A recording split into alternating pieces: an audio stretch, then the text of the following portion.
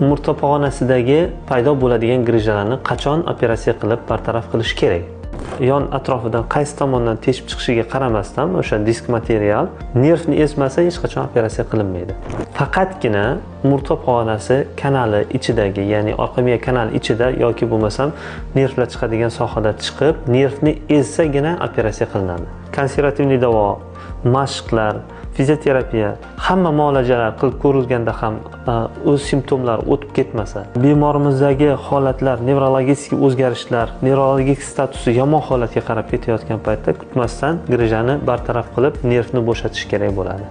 Boshqa holatlarda nervni ezmaydigan holatlar, kichkina chiqqani, kanal ichiga oqib tushgani yoki bo'lmasam yon tomonlarda nervga umuman ta'sir qilmagan holatda chiqqan grijalar, ya'ni bularni grija deb ham atalmaydi va bu bilan bemorlar 100 yilgacha ham yashashi mumkin. Bu bezovta qilmasligi mumkin. Spinal kanalning ichida kichkinagina grija bo'lsa, kanali o'zi keng bo'ladigan bo'lsa, nervni bosish darajasi kam bo'ladigan bo'lsa, hech qanaqangi operatsiya kerak bo'lmaydi. Qachonki bemorlarimizda yaxshilanish holati bo'lmasdan nervlardagi o'zgarishlar yomon tomonga qarab ketadigan bo'lsa, faqatgina o'sha holatlarda operatsiya qilamiz. Boshqa holatlar operatsiyaga hech qanaqa ko'rsatma bo'la olmaydi.